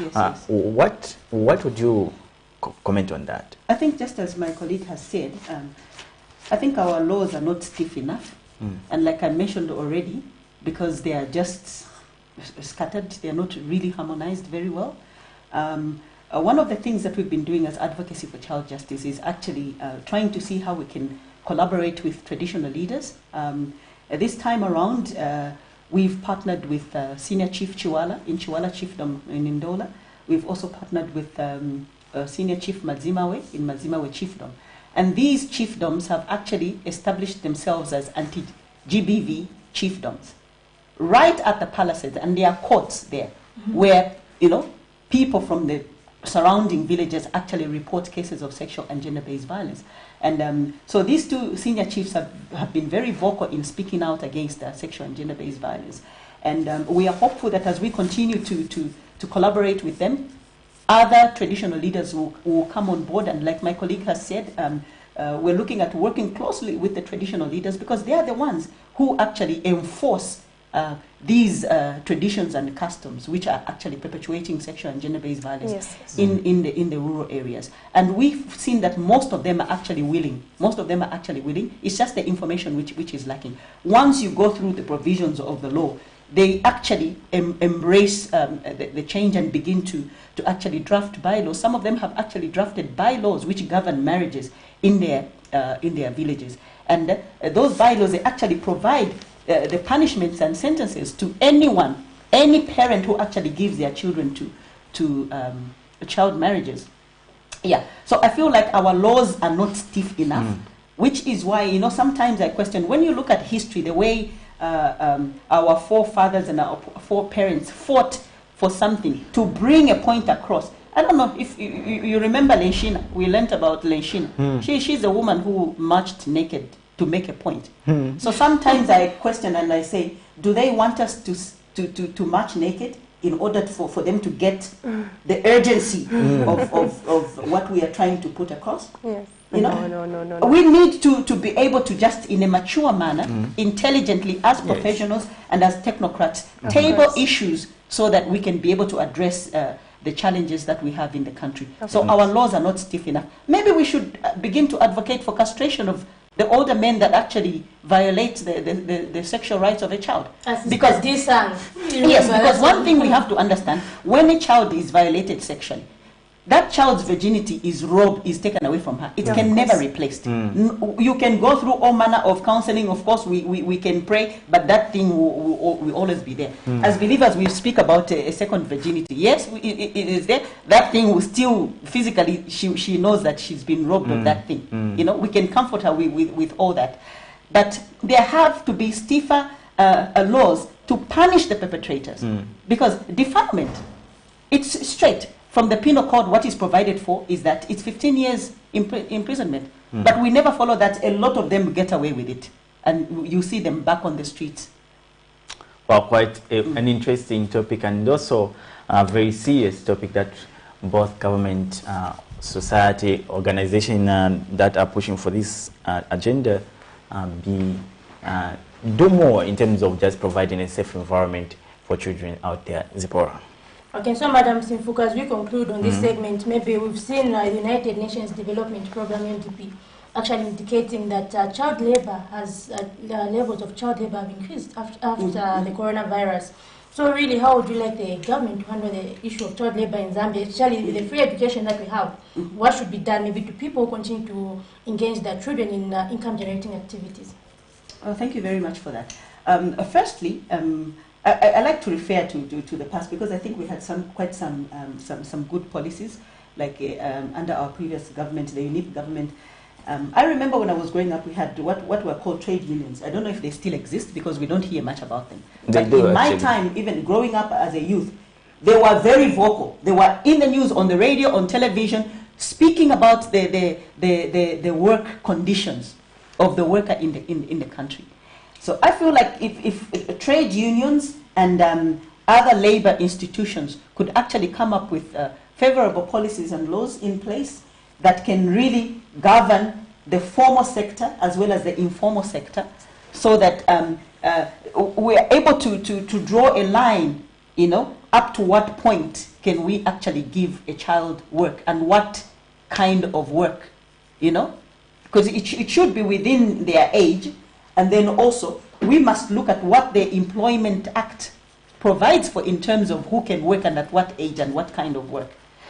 But I feel like probably as leaders, the government and all involved, we need to look at the situation and deal with the root cause. What is bringing... Just hold on to that thought, don't lose it. Okay. Okay, we just lose it technically. We'll just go back so that you can get to hear your view as well. Okay. We can continue with that. Yes, what was I even saying? I told you not to lose your thoughts. Oh, yes. Yeah, there's something, there's a point I wanted to bring across as a result of that. Yeah, so I was saying, in terms of response to deal with the situation, perhaps what we could do as a government, let's look at the root cause. The families where these children are coming from, what is causing them to go into some form of employment? I believe it's because of the poverty situation in the households, where children are now forced to begin to do something so that they can contribute to the household. We are not saying we are taking away children doing certain responsibilities in terms of chores. We know that in the rural areas, it's part of the ways that they actually transfer skills, like to the young boys, like for them to herd cattle and whatsoever. But it should not be done at the expense of the child's education, because then we are violating the right of the child to school. Many times what happens in the rural areas, the children have to wake up early in the morning, as early as 04 or 05, to do the herding and all that. If it's the girl child, it's to do even the house caterpillar collection from the northern sector. Yes. It's quite exactly a famous and then, practice. and when they do all those collections, they will be the ones to go and sell by the street. I've seen just recently, as Advocacy for Child Justice, who are implementing some activities, on the Stop Sexual and Gender-Based Violence project. On the road, the Great East Road leading to Chipata, we found a lot of children on the streets along the road selling stuff. And they will be speaking, and some of them, if they are not selling, they will be trying to cover the potholes. And that is very, very dangerous, because some of them will just move from the bush and cross, and they'll try to come in front of the car where they are visible, and they are saying in their language, give me anything that you can give me, That child is supposed to be in school, because school is in session. What is that child doing on the street? So there's something, what is triggering the children to resort to the streets, or to resort to try and get involved in selling this, the poverty situation at the household level.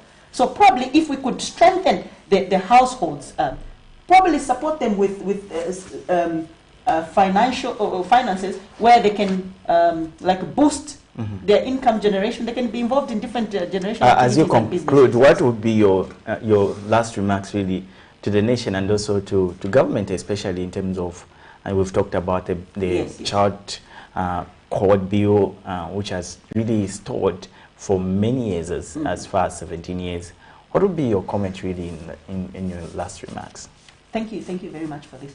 I think that in my concluding remarks, what I can say is that the rights and welfare of a child are our responsibility as adults. So as a government, as civil society, as traditional leaders, as the church. So we will answer for the kind of environments that we provide to the child. Because if we don't deal with the issues of a child now, then we are creating monsters for the future. And those are the people who are going to be in leadership. So we should not complain when we have leaders that are heartless, leaders that give a blind eye to the issues that children are facing. It's because of the way we are treating the children now. If the Children's Code Bill has taken 17 years to be enacted into law, imagine all the children that were 1 year old when we started fighting for this. They've been robbed of all the things that we were trying to bring to them in terms of enhancing and promoting their rights by the Children's Code Bill being enacted. So imagine the millions of children who've been robbed of their childhood, and growing up in a favorable environment. Like I said, Zambia right now, as it is, it's a deadly place for a child to grow, because we don't have enough laws to protect the child. I would love to listen to you all the time. Madam, just your concluding remarks as you talk of gender issues in relation to child safety environment out there. Okay, concerning the issue of gender issues in relation to child safety right there, I think it's something that we need to work hand in hand. I'll emphasize much on the issue of change. We'll speak about change. Maybe let's just take a minute so that we cruise with time. Yes, we'll continue talking about the issue of let's change. When are we going to change? So, change begins with an individual. I call it an icon of change. Individual graduates to the community and then to the nation at large. If an individual does not change, then definitely, as a nation, we will not change. Definitely, the chain of change concerning the issues of gender-based violence is broken. And when just something that works in a process, when a single step is just taken away, meaning nothing will work out to all these other steps that are remaining. So I'll say let's work hand in hand in order to bring these issues into prosecution. We take action concerning the issues that we see out there, gender-based violence, we report them to the police, and then others, we prosecute them to the courts of law. Indeed. Zipporah. Yeah, very profound indeed. Thank you very much, both of you, for coming through to our show. We have been very educated by your input. And so right now we'll just take a short break, and then we'll be joined by Reverend Mishek Manduli from Predestined Life Bible Church, who's going to help us break down the presidential address on national values and principles that was heard by the President on 11th March 2022. And so let's take a short break to join us on the other side.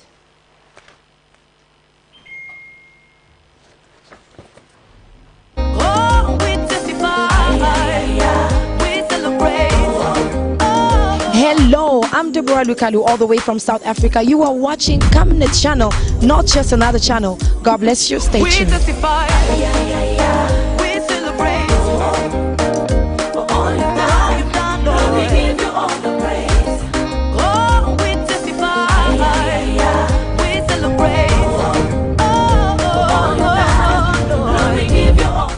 Camnet TV is becoming big and better. You can now watch Camnet TV wherever you are around the world, simply by downloading the Camnet TV app.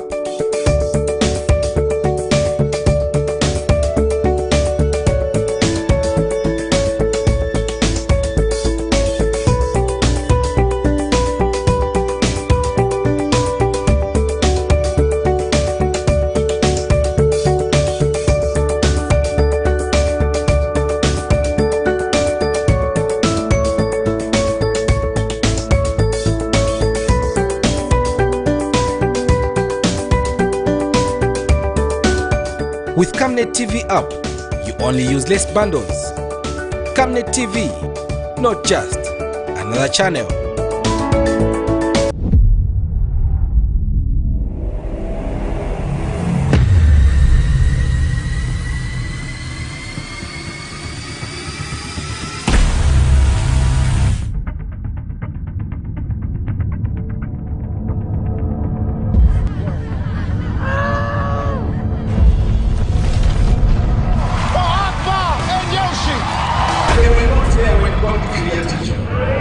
The Bible says, I knew you before I placed you in your mother's womb.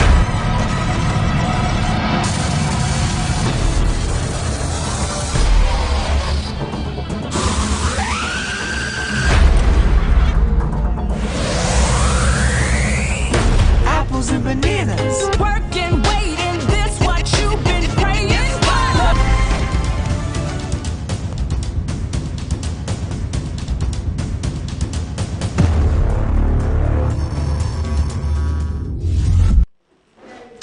Well, thank you so much for staying tuned to us on our breakfast show on this community desk with Zipporah Mshala. We are joined in the studio by also another interesting figure in society, Reverend Meshach Manduli from Predestined Life Bible Church. Good morning.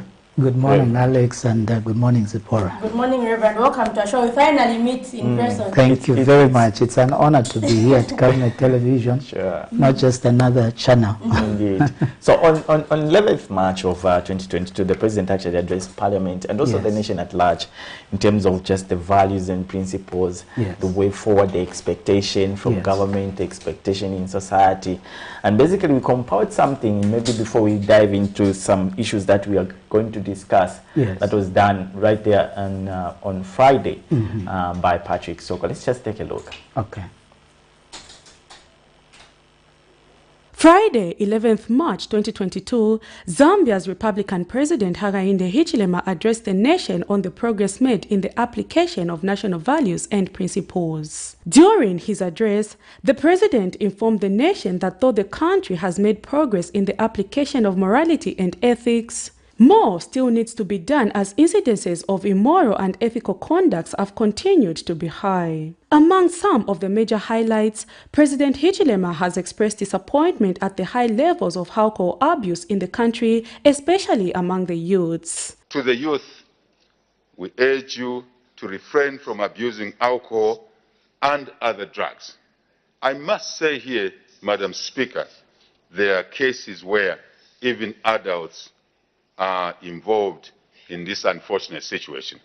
Now, if we adults are involved, how are we going to guide our children? Are we going to encourage them to do what is wrong, what destroys them? I think we must check ourselves. While cases of child marriages and teenage pregnancies have been on the rise in the country, the president has warned that his administration will enforce the law and bring to book those who marry teenage girls as well as parents and guardians who marry off their young girls. Forward, government will harmonize all child-related legislation to ensure children's rights and welfare are protected effectively. Madam Speaker, I wish to emphasize a point that has been ignored in the past. Yes, we prosecute those who marry teenager girls. But where are they getting these girls from?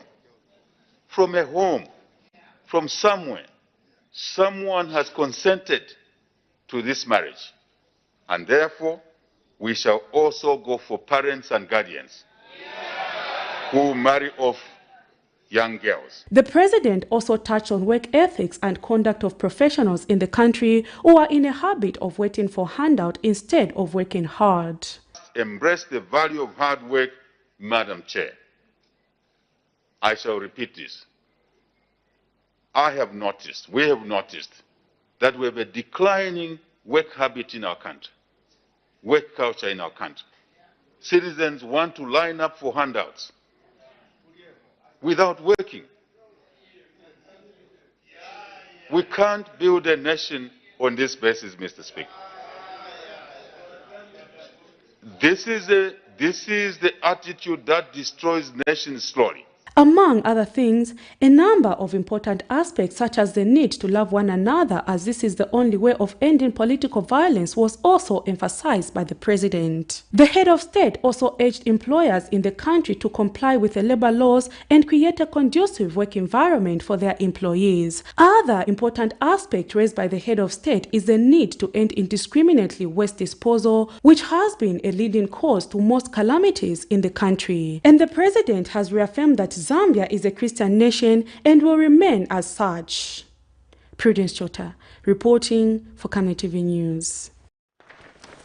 There you have it, an address from the president on principles and values in our nation. We're joined by Reverend Mandoli to help us actually unpack those pertinent issues that were discussed in that on that issue.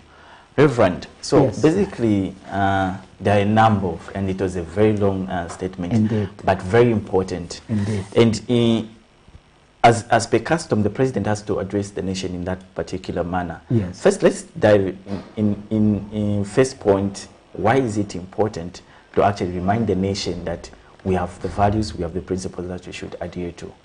I think basically the importance of having the SONA is to bring the nation up to speed with the fact that it's not just important for us to uphold these values and principles, but it's also important for the fact that we're not just any other nation. We are, I think, an extraordinary nation, and I say this because we are the only one, if my my research and my understanding is correct, we are the only nation that has openly pronounced itself as a Christian nation, having, you know, at the declaration of Zambia as a Christian nation in 1991 by our late president, may so rest in peace, Dr. Chiluba. So we are a unique nation, and so the issue of values and principles for us as a nation are very, very paramount. And it's important for the president and for the nation, I mean for the government to have coached this particular, you know, aspect into our running of the administration of the country by having a set day when the president can come into the people's house and be able to speak to the nation concerning these values. They're very, very, very fundamental because they speak to our everyday life. It speaks of low levels of morality, yes, especially in public service. Yes. Really, what could be the very thing, the root cause of these compromising the very fabric of our society, which is actually integrity, as we're known on an international platform as a PC4 and also a nation of integrity. Like you said, we are a Christian nation. What could be the cause of us losing it, especially in the public service? Over the years, and I'll sound a little bit maybe strong, and in certain maybe quarters I may sound controversial, but you see, everything rises and falls on leadership. And over the period, I think that there's been a degeneration of these morals and, you know, principles and values that, you know, we have espoused as a nation, and which also speaks to our identity as a people, who we are. I think if we go back to 1964, when Zambia got its independence, I think our forefathers, may the soul of the former president rest in peace, that this generation, the Kaundas, the Kapwepwes, the VJs, the Arabis, and the rest of them, I think that you see one thing that, was very, very synonymous with that generation. And it was a generation that, had the heart to serve rather than to gain, And so when you as a people begin to lose these very fundamental principles and values of service to the nation, service to the public, because public offices are constituted to provide public service and not for personal gain. And so when that begins to break down, then everything else begins to get affected. So the low levels of morality, the low levels of values and principles as a result of, what I may call a failed leadership. Wow. Yeah. And I don't know, there's a tendency of, especially the young people, of not just appreciating work, culture, and opting for handout. The president mentioned it outwardly, and condemning the practice. How do we deal with that mentality of just wanting to have things served on a silver platter, wanting just to be this kind of a laissez-faire attitude towards work? First of all, let me back up what I've said as a rider to the question that you just asked. If you remember, not too long ago,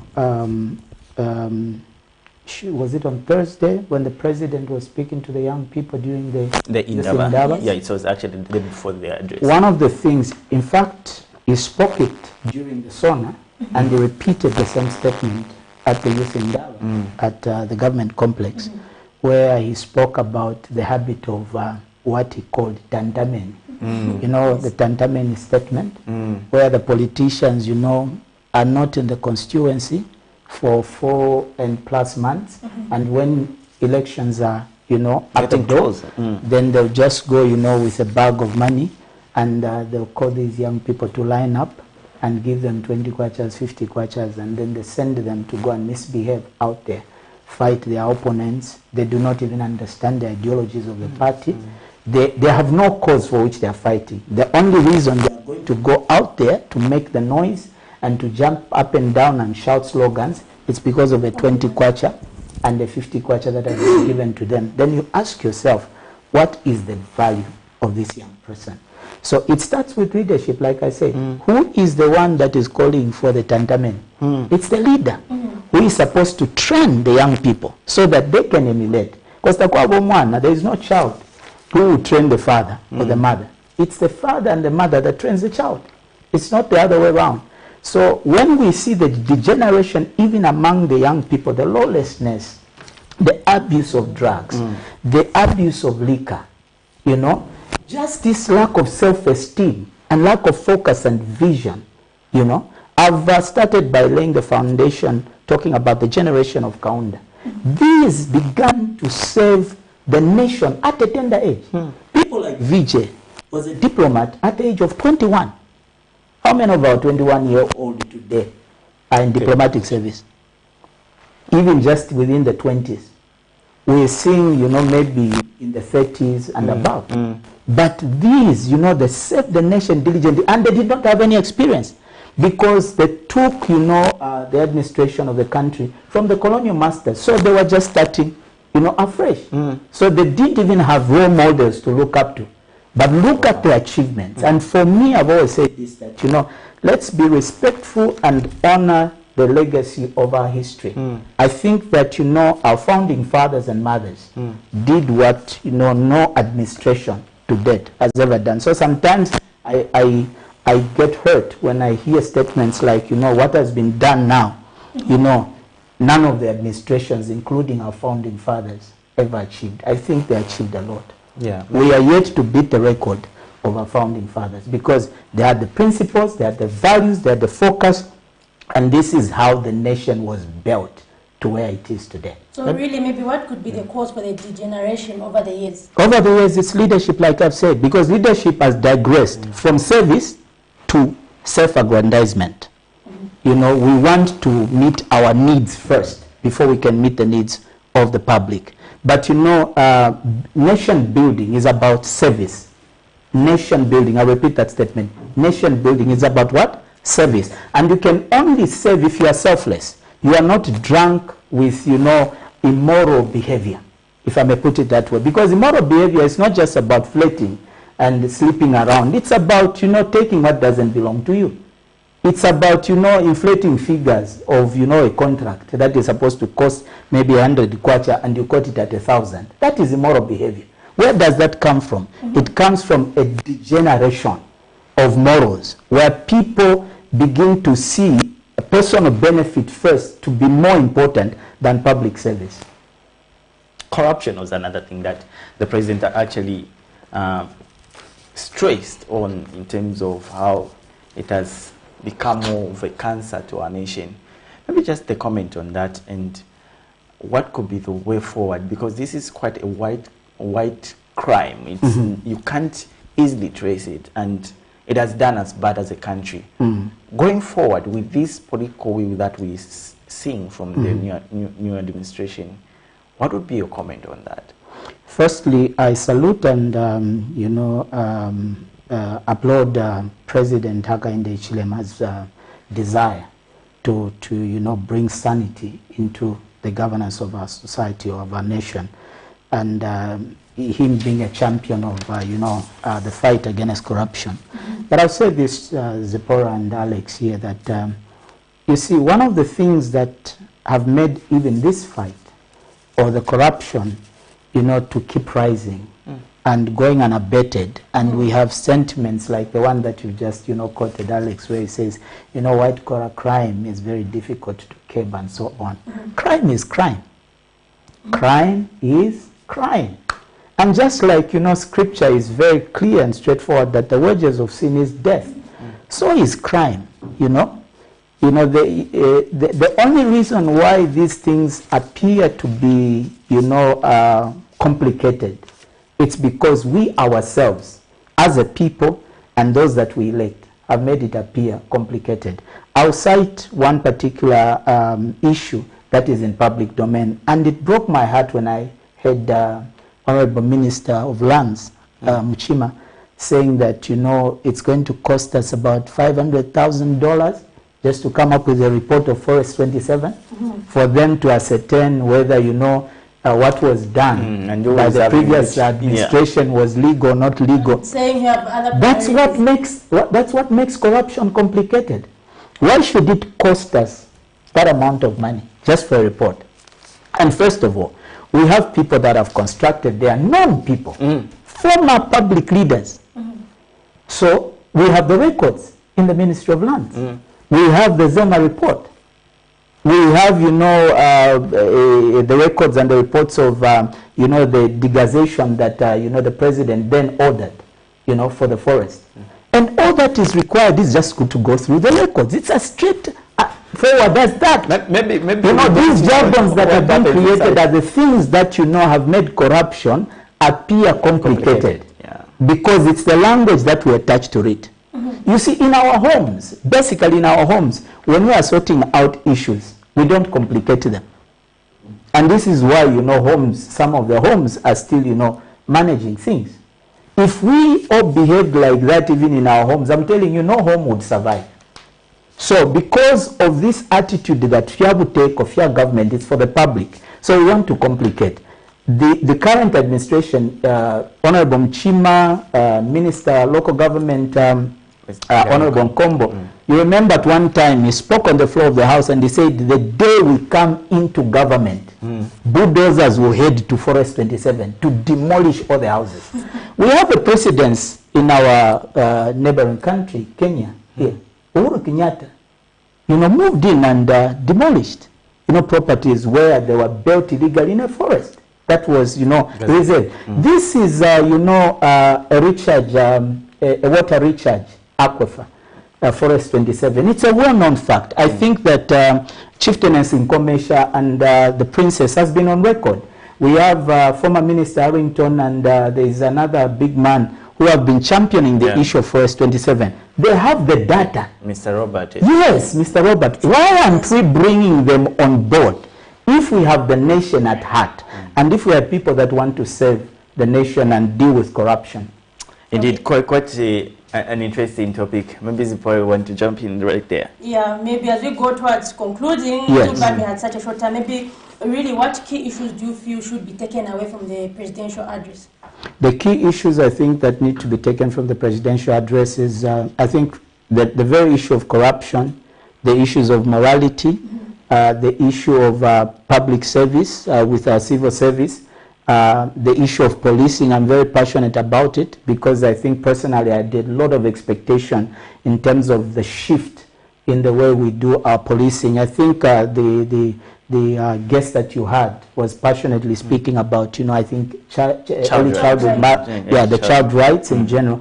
And you see that if that is going to be achieved per se, taking from the many, you know, points that, you know, the president spoke at the SONA, if we are to deal with that decisively, the police is a very key component. Why do I say so? Because most of these cases are reported. I think there was one particular guest you had here who said there are about 37, I don't know whether it was a news item, there were about 37 reported cases, I think, in some rural setup. The question I was asking was, how many have successfully been prosecuted? So between the time the victims report the matter to the police, the authorities, and how the case, you know, is disposed of, you know, it's never talked about. So we cannot just be championing statistics. No, we have 1,000 cases and they've been reported, but then how many out of 1,000 or out of 1,000,000 have been successfully prosecuted? Because then we have a challenge or a breakdown between, you know, the police who are supposed to take up that issue and the judiciary to ensure that, you know, we save the rights of the young people, the girl child, the GBV issues, and so on and so forth. So I think it's about, you know, not just strengthening these institutions, but I think we need a foresight, a serious foresight to act decisively on all these, you know, facets. Reverend Mandudi, as you just close and as we close the show, others are feeling that there are certain things that the president didn't tackle. For instance, the issue of the suicide cases that we've been having recently and the mental health in general. Would you say you're having certain parts of the address that maybe the president missed to talk about, which is actually affecting our communities? Yes, not only that there are certain parts that the president missed, but I think there was also a lack of, I think, serious pronouncements. For example, I think on the issue of early child marriages, I think the president was very emphatic. And I think for me, that is the way it should have gone on many others, including the ones that were left out, because he did speak to the fact that this time around, not only those that marry, but those that give these girl children into marriage, guardians and parents, will be prosecuted. I think that is a very strong statement coming from the president. If he spoke that even on the part of the local authority, for example, look at our CBD, it's in a mess. We look like we are some shanty compound or some garbage dump just in the CBD here. You know, issues of garbage collection. The cry was, no, the cadres have been disrupting the revenues of... the cadres are no longer there. Where is that revenue going? I thought the president should have been strong on that and spoke to the Minister of Local Government and our local authorities to ensure. Not too long ago, the town clerk was at Park. He was having issues to just give to account for our public resources.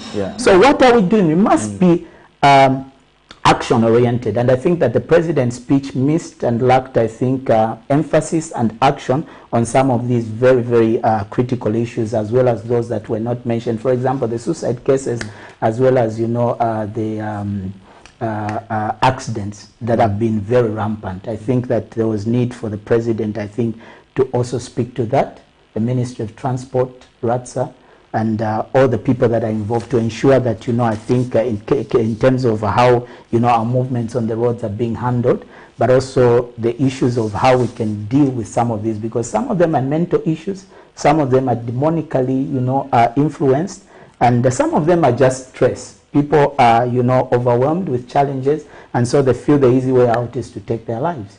So I think that there was need for the president also to speak to those issues. Indeed, thank you so much. Reverend Manduri Mishek is from Predestined Life Bible Church. Well, he joined us to just unpack the presidential address which was made commonly known as the SONA on 11th of March 2022. Zipporah. Yes, that was very interesting. Thank you, Reverend, for coming. Thank you so very much. I'm honored to be here. Okay, and so that's the end for us here today on the Community Breakfast Show. So do join Patrick Soko and Sharon Kalimbula tomorrow as they take into politics. Earlier on our show, we were talking about children's rights, and then later we were unpacking the presidential address on national values and principles. So join Patrick Soko and Sharon Kalimbula tomorrow in politics. From us, it's have a productive Tuesday and good morning.